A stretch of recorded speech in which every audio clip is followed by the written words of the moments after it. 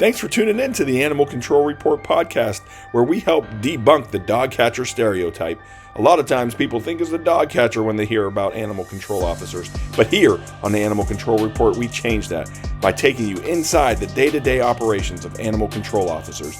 Not only will you hear stories of animal control officers, but you'll hear from industry experts as well. We are also part of the Keep It Humane podcast network. We have some amazing partners there, so check them out at keepithumane.com/podcast network. You can listen to all the animal control and animal welfare related podcasts there. And let's continue to help people help animals. Welcome to the Animal Control Report with your hosts, Ashlee Bishop and Ashlee Bishop. Dan left us alone again. One day he's going to learn, maybe. So, it's another Bishop podcast. It is the Bishop and Bishop show. Mm-hmm. For those of you that don't know, the only difference between mine and Ashley's name is the Y or the E at the end of our first names.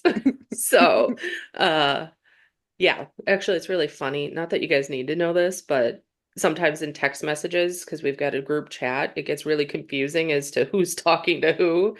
So we go by Lee and Ley. That's just how it is. So Lee and Lay. Yep. How's weather down there by you? Are you getting any residuals from hurricanes? No. And shouts out to everybody on the East Coast, including Florida. I know the life of having to go through hurricanes. I haven't been through a major hurricane myself, even though I live on the coast of Texas. You missed Harvey? Well, I was so far inland with Harvey that we just got a lot of rain, but I ended up going out to Houston to help for a couple of weeks. And that was interesting. And just the devastation and everything. But crazy. It's just insane. And the stories we're seeing about the animals and the people and just everything together. Natural disasters are not fun, and it's always hard to plan. So shouts out to everybody over there. If you have any, need for something that we can go ahead and, put on our Facebook or Instagram or something to help you guys out, please reach out. Because my heart goes with you. I really wish I could be out there and help. Because Harvey was difficult. There's a big bunch of us that got tattoos for Harvey. I met a lot of people, a lot of great vets from out of state that came all the way from New York, California, Oregon, Seattle. I still talk with a lot of those people. It brings you together and definitely is tough. Well, and Harvey was, I believe, the same year that Irma and Maria were. Mm-hmm. And I deployed after those two to Florida with the ASPCA. And so I went and helped, and a lot of that was we were actually taking animals that were already in shelters down south, down in Miami, and moving them north so that animals that were being found could get taken in and be closer to home. So owners could find them. And then we did some logistics and providing kennels and food and, supplies to the families that were there. So if anybody is in need, reach out to ASPCA, HSUS, those organizations are there to help you. They've got the means to do it. They have wonderful setups and plans, and they know what they're doing. Yeah. I've seen a lot of good work right now for ASPCA. I know they're doing a lot of great stuff down there. And I have to shout out to our homegrown team of the Texas A&M vet emergency team. They're out there right now in the Carolinas helping as well. They are awesome. Dr. Zoran, shouts out to her. She's amazing. The whole vet emergency team from Texas A&M is awesome. I don't know if they're going to stay out there now that Milton hit as well. But hopefully, they can get some rest here soon. And that's actually another thing to consider too, is with my deployment, anybody can do it. Mm-hmm. Anybody can go. You can reach out to HSUS. I don't know what their team is called, but like through the ASPCA, it's the National Field Response Team. And if you Google that, you can sign up to be a volunteer. I'm actually working, I've got some time here where, ASPCA is looking, they look for a week to 2 weeks of dedicated time. They pay for everything for you to go.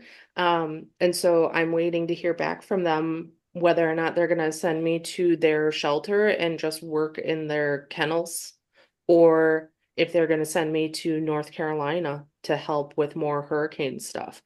So if you've got the time to volunteer and you want to do some good, and the amount of things that you will learn is phenomenal.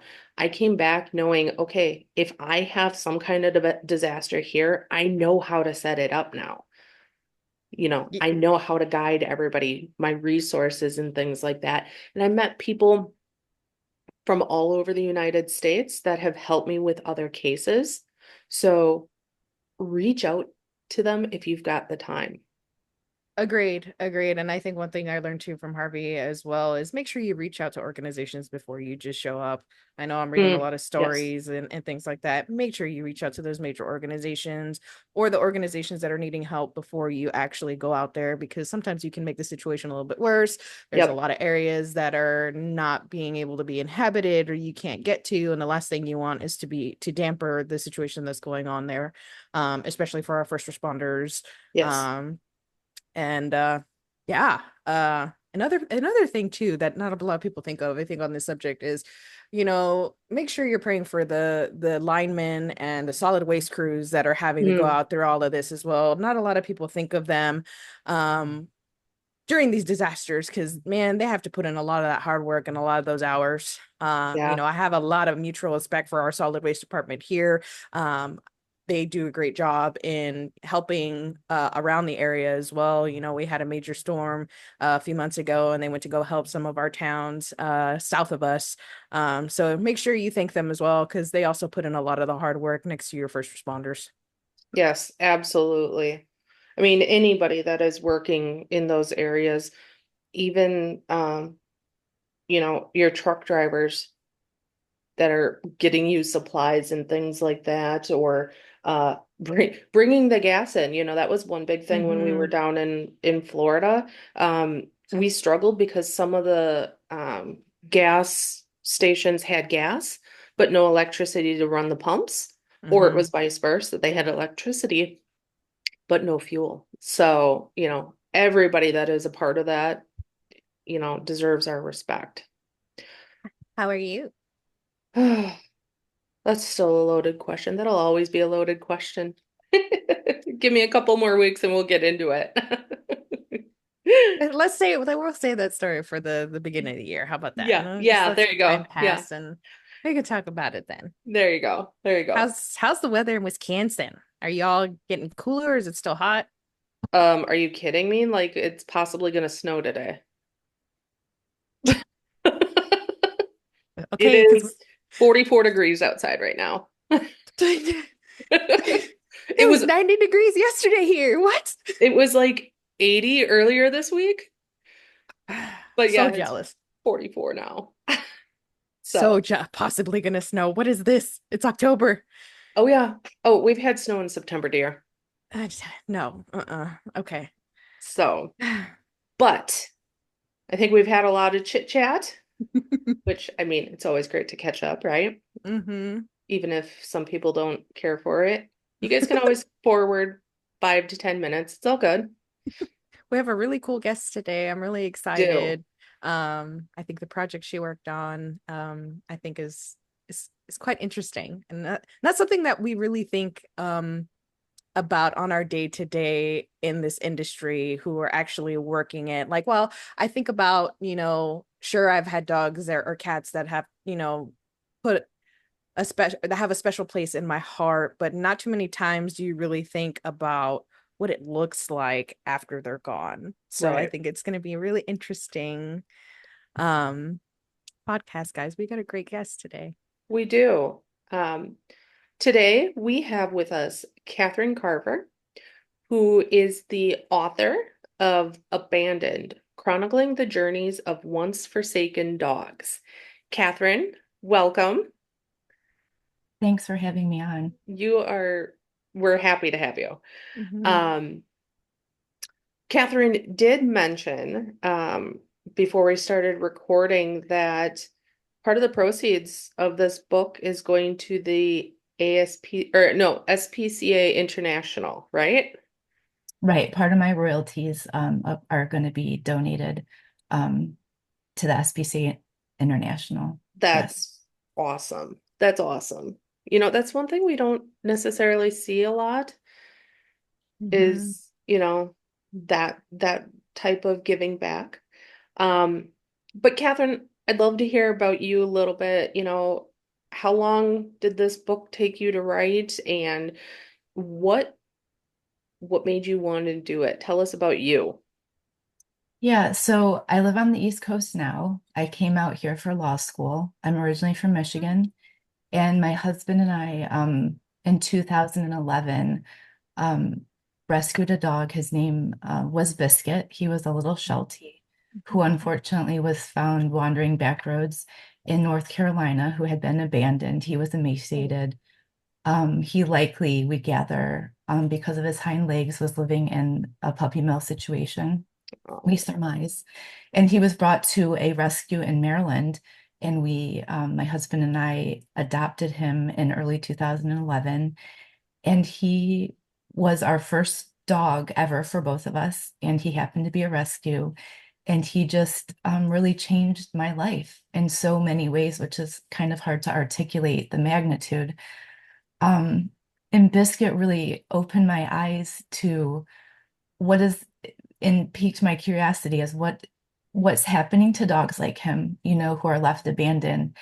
And I just became really curious about, how could I do something to help raise awareness about dog rescue and adoption? And um, one summer day in 2012, the concept for this project came where those of you who haven't seen the book, I've photographed approximately 60 dogs while the first images while they were in a rescue or shelter environment. And then roughly a year later, I photographed the same dog again um, in their adoptive after they had been adopted. And narrative, the story accompanies each image through interviews with rescue and shelter personnel and also the adopters. And what I learned was similar to how my life changed in profound ways. I saw Biscuit just become a new dog, physically speaking, emotionally speaking, and a real part of our family. And in these instances with these dogs that I chronicled, as you'll see in the book, the adopters' lives were, you know, enriched just as much. Obviously, the dogs' lives were changed for the better, but not only were the dogs' lives changed, but the humans' lives were also equally enriched, which was really fascinating. So that's kind of a summary of the project. It took me over a decade to do this. So I started photographing in 2013 and finished photographing in 2015. And it just was more than I ever knew. It was quite an undertaking, and no one had done a project, no one's published a project like this, quite like this. So all the images are square and they're black and white. And they all have a common thread of in square and black backgrounds. And I really purposely chose black and white because I wanted to I prefer black and white. And also I think it really gets to the essence um, of each dog. So I hope the viewer can engage and really see the dog and and see the difference with the juxtaposition of the images for each dog. Well, and I'm scrolling through right now, and you know, the one thing that I find probably the most intriguing about the images is number one, with it having a black background like that, um, it's kind of just the unknown, you know. You have no idea really where they came from, what their history is, or anything like that. Um, but the other Well, interest, Well, in some of the cases we do with the narrative, we do have some Oh, context. okay. Yes, Okay. yes. So it's not, they're not blank slates as Okay.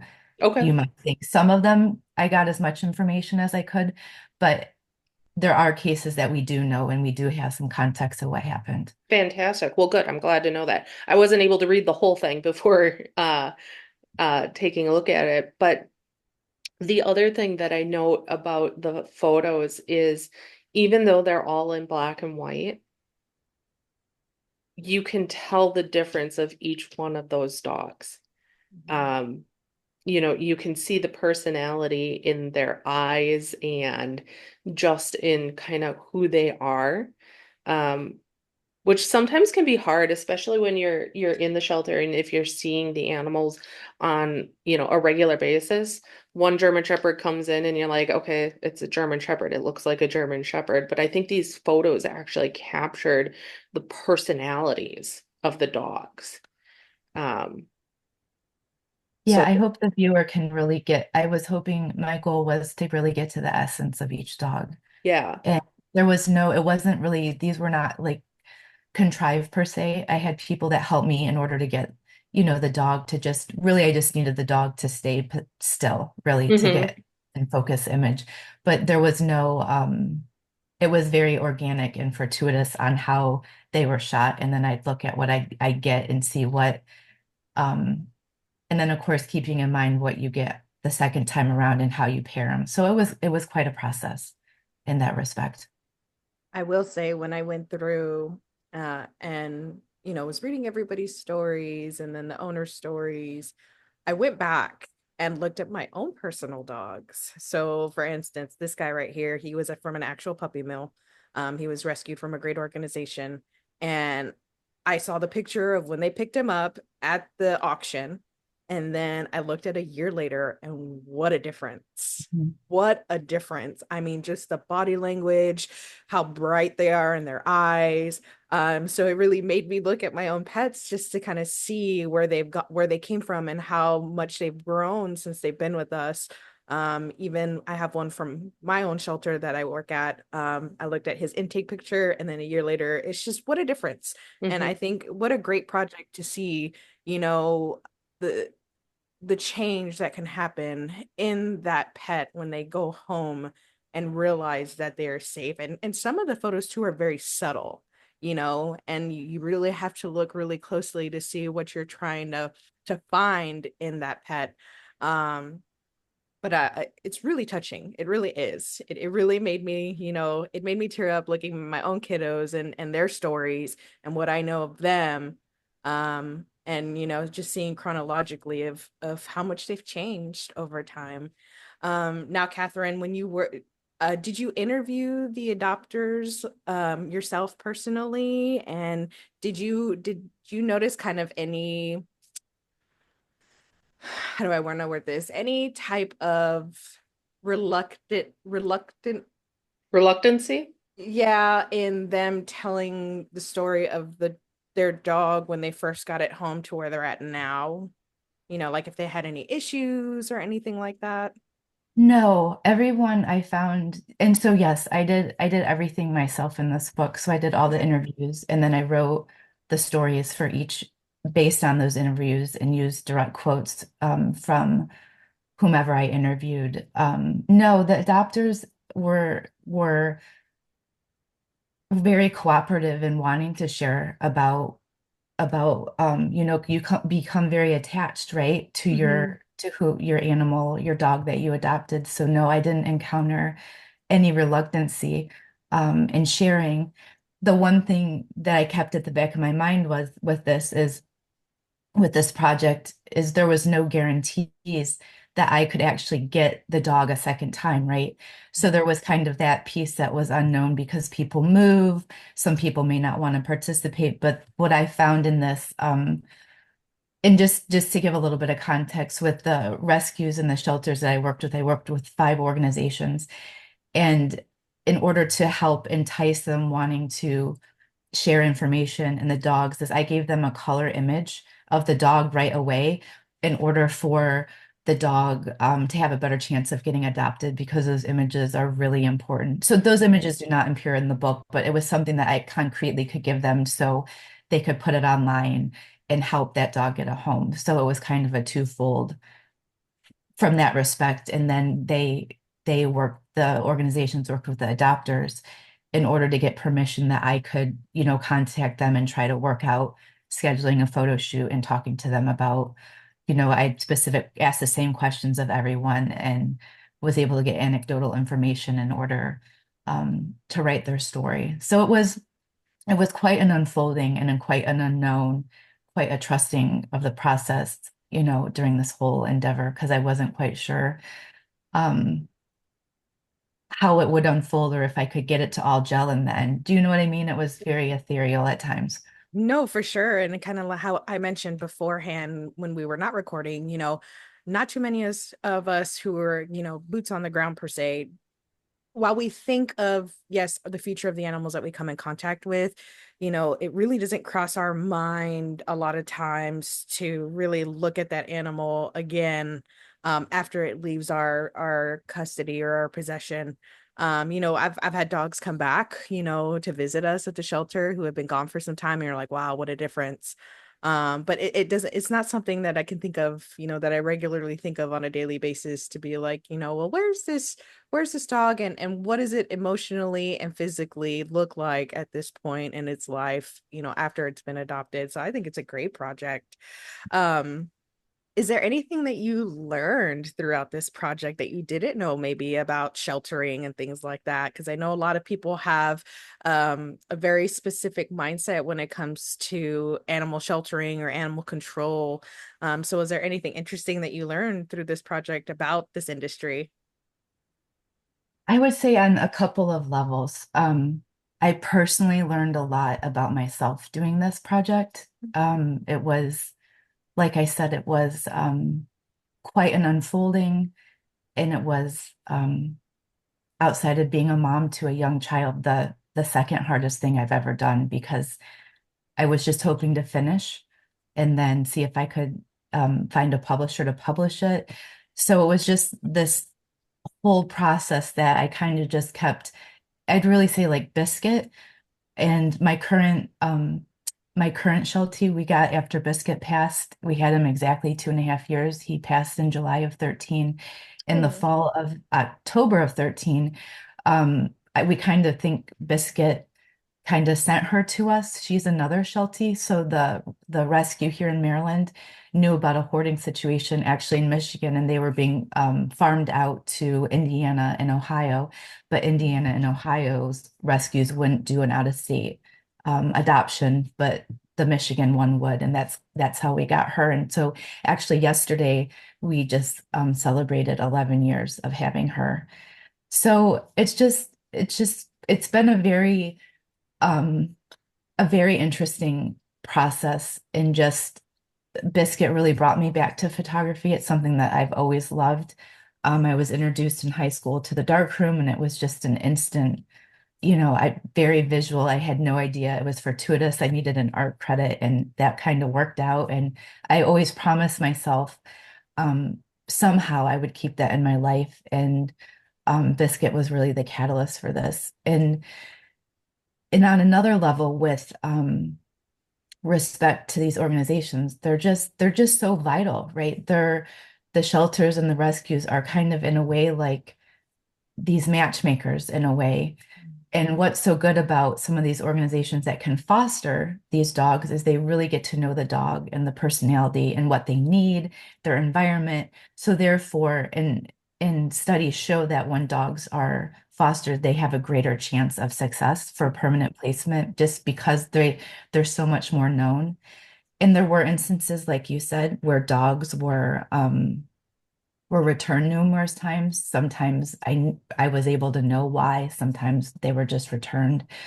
Like Robo in the book, who was renamed Washburn, was returned several times. Mhm. And also an interesting story. There's a dog named Dagwood. He was actually adopted from a rescue to a nursing home, and that was the first time anything like this had happened, most places wouldn't entertain it.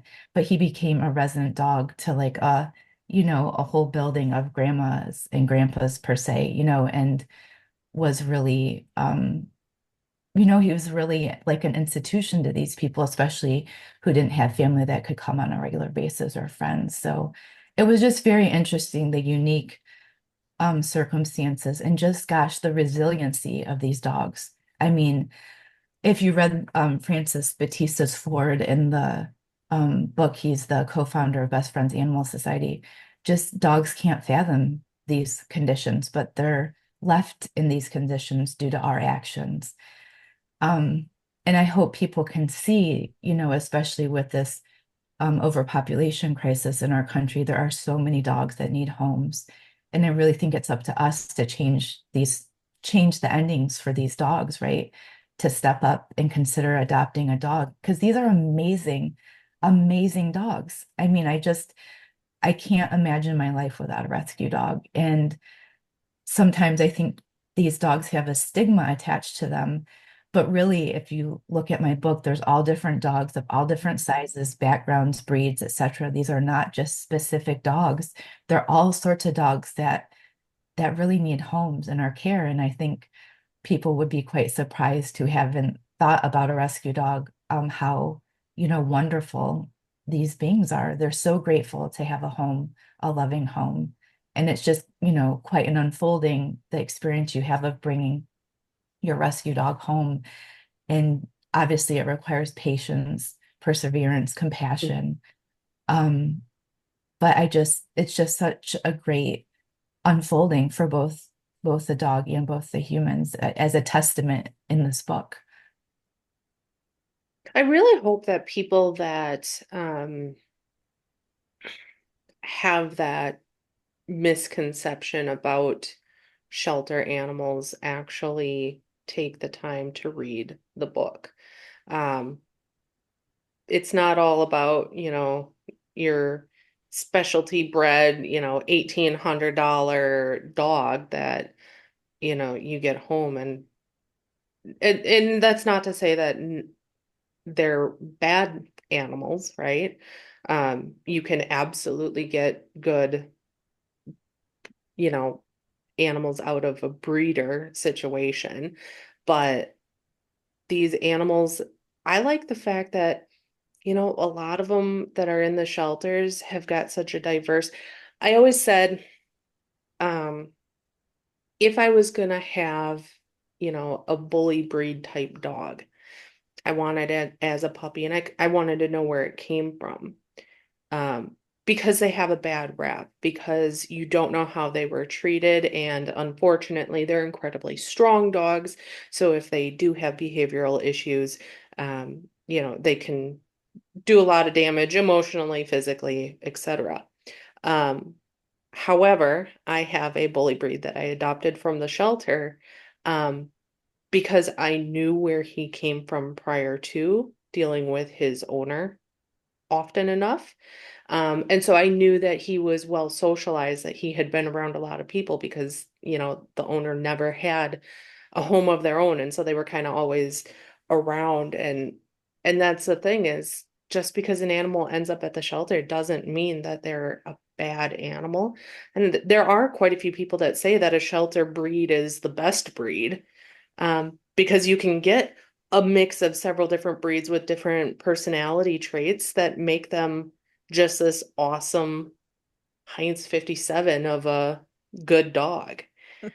Um, so it would be really nice if people could start actually leaning into that more than, getting them from a breeder, paying the astronomical prices that people pay for dogs. And support their local shelters and things like that. Um, where is the book going to be sold? So the book has been released Mhm. on October 1st, and you can get it wherever books are sold, Amazon, Barnes and Noble. It will be released in the UK and in Australia, I believe the 25th of October. Okay. But yeah, it's available now. It'd be interesting. I'd like to see various shelters. Have you thought about reaching out to shelters and seeing if any of them would be interested in, um, you know, having the book on hand to sell or anything like that? I have not specifically done that. There are, depending on the organization that I have found, there can be like conflicts of interest with that due to some policies. Mm, So okay. it's specific, to each organization. Um, but definitely I'm very grateful for the partnership with the SPCA International, who has also helped to get the word out. And that I always envisioned with this project that um, I could give back to these dogs who were the subject of this book and kind of have a ripple effect of keeping it going, so to speak, and helping dogs. They help dogs all over the world. So that worked out really well. They've been fantastic to work with. Um, obviously just being able to work with the SPCA and make those donations on your royalties and stuff like that's absolutely huge. Have you continued to do any other work with shelters, or is there a sequel in the works at all? I don't know. I have some ideas. Okay. This one was quite the undertaking. Sure. And So you've got a little one at home, so totally yes, but understand I have some ideas, but we'll see. For that. right Okay. now, the focus is helping to get the word out about this book. And um, I've enjoyed the process of it coming to fruition after, like I said, so much time and effort and dedication. And I owe such a great debt to all of the organizations and adopters. There were so many people that made this possible for me to, produce this. I couldn't have done it without, there's just so many people I have to thank. And hopefully I captured most everyone in the acknowledgments of the book, because it was definitely included efforts on so many other people's parts to make this a reality.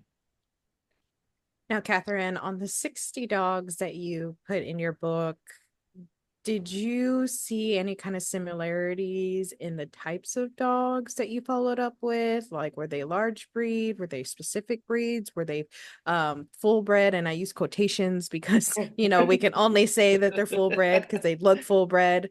Did you notice anything like that?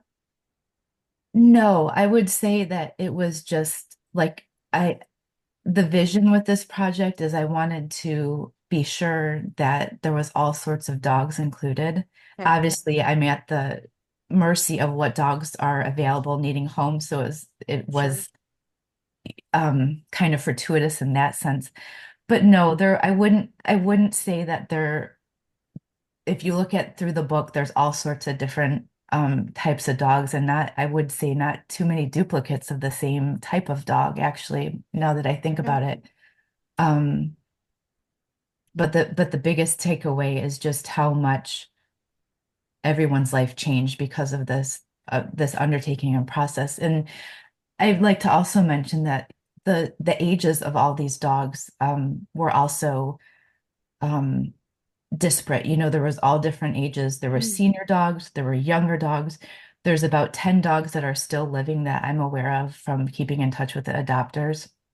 So they've sent me pictures of their dog with the book that are still living. But there were senior dogs in there, kind of similar to my Biscuit, who people took a chance with and gave them, as they call it, their retirement home. Mhm. So those dogs are really important too, not to Mhm. overlook.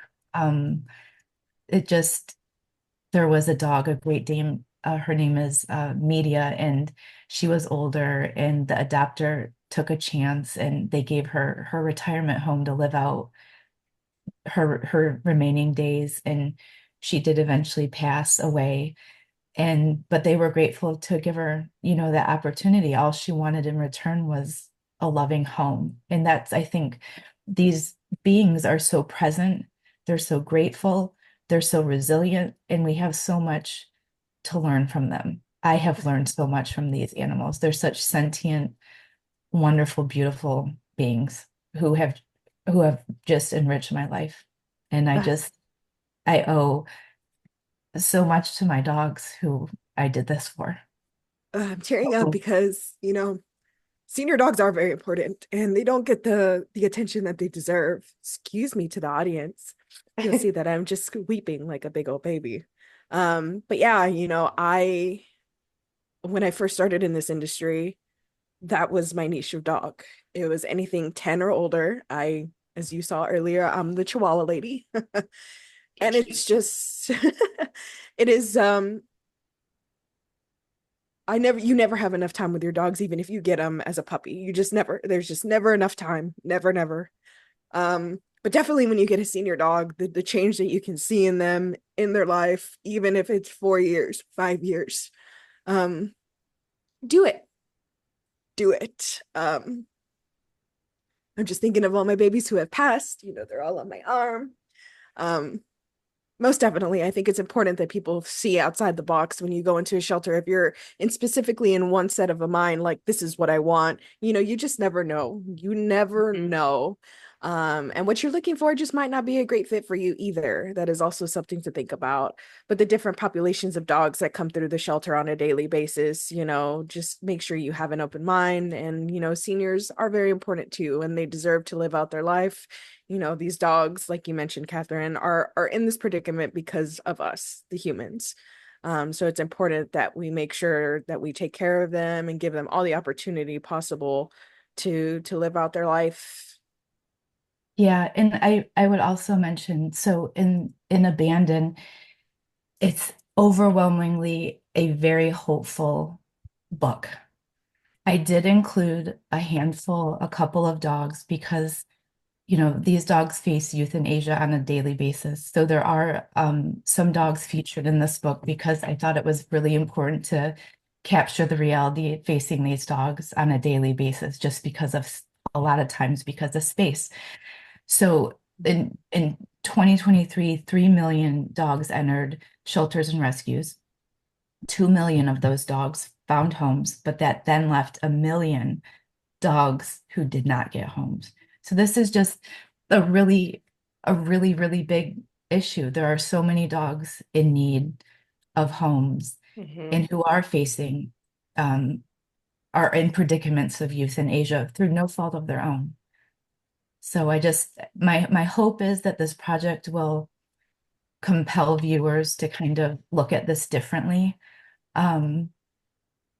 Because it can have a really great ending, but people have to be willing to look at these dogs and want to make a difference in these dogs' lives. And you're also undoubtedly will make a difference in your own life.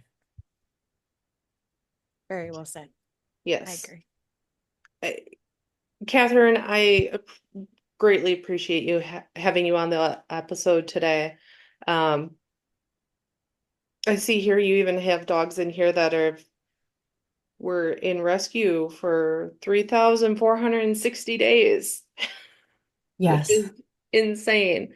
Yes. So you captured the gamut of everybody. And so I really hope that people will take a look at the book, will understand what we in the industry already know about these animals, and that we can actually do better by, getting better spay neuter programs so that we have fewer animals that are even in the shelters, making their way there. But then those that have the ability to open up their arms and open up their homes to whatever type of animal it is, go out to their shelters and make those adoptions and bring in, another soul into their lives, and make their lives, their being the owners and the animals, better. Yeah. And I just want to also make the point that these people do tireless work every day. And Yes. we really need all of these volunteers and staff. And a lot of times shelters are understaffed or have because of funding and whatnot, but we we we owe a lot to these people who are on the front lines doing this really important work to help save these dogs' lives. Absolutely. And the other thing, going back to one thing Ashley said and to tie in that part of it, these people do work with these animals on a day-to-day basis. They do get to know their personalities. So if you are at a shelter, go in with an open mind. Don't have something set in your head as to, oh, I want this color dog or, things like that. Go in and talk to the shelter staff and say, okay, here's a personality. Here's what I'm like. What animal will fit me best? Because I guarantee a lot of them will be able to make a better connection that way than going in with this, with the blinders on and only looking with what's in front of you and what you have a goal for. My most favorite adopters are the ones that come in and say, who's been here the longest? Yeah. Let me meet who's been here the longest. And generally, those are the type of people that will take on the dogs that have long lengths of stay and things like that. But those are my favorite adopters, or who's the oldest. All of our dogs deserve a home, but we all know in the industry, and Catherine, I'm sure you learned, those dogs just don't move, unfortunately, as quickly as all the other ones. So yeah, those are my favorite adopters. Be one of those adopters, all of our listeners. If Yeah, you're and I outside the also, industry. right, and I also included as part of the book for those people contemplating getting a rescue dog or a shelter dog, some resources are in Abandoned Fantastic. To help navigate that process, to provide more information of where to go to try to help facilitate more adoptions. Fantastic. That is awesome. Well, is there anything else that we didn't get to that you wanted to talk about, Catherine? I think we covered a lot. I will give you, I'll give the listeners my website where they can find Yes. more information about the book and me. My website is katherinecarver.com, and that's KATHERINE V as in Victor ER.com. And there can find also there's resources on dog rescue there. There's information about the book where you can easily order the book. Yeah, so hopefully people will find that helpful. Fantastic. Well, listeners, the book is out. It's available. It's anywhere you can purchase a book. Again, the title is Abandoned, Chronicling the Journeys of Once Forsaken Dogs. Take a look at it. It's definitely an inspiration. And we'll have Catherine's website in the show notes as well. So also we'll be posting about it out on our Facebook, our Instagram. Check us out there. You guys can watch the YouTube video about this. You guys know where to find us. And if you guys haven't seen on our Facebook, we got the post up about nominations for ACO of the year and Agency of the year. thank you. Hey, you know what? When Dan's not here, somebody's got to have problems with words. Yeah, so make sure you guys, the website's up, so make sure that you include all the information that it's asking of you. We are hoping to get those winners on the show in January, but nominations due end on November 17th. So make sure that you put in your nominations. I want to say thank you to Catherine. Sorry. To Catherine. I think your book really sets the stage for something that not many of us in the industry actually think about. And then not only that, you put in the resources at the end. So it's not just something that's, it's not just throwing up this, information. You're giving resources and things like that for the industry so that people are well aware of what's out there. And I commend you for that, because not a lot of people do things like you're doing. And I think it's amazing what you put together. And it was quite heart-wrenching going through some of those photos. Like I said, it just, I, took a look at my own kiddos, and it's amazing. And thank you for putting that perspective out there. And I'm hoping that our listeners, including those of us in the industry, take a look at it, because really it will put your heart, it will reignite why we do this. on a daily basis, because sometimes it gets hard with the world the way it is, and us having to go in every single day to, you know, see the good, but there is bad when we go into work all the time. So make sure you take a look at this, and just it really did reignite a lot of why I love what I do on a daily basis. So thank you so much for that. Thanks for having me. All right. As always, help people. Help animals. Keep it humane.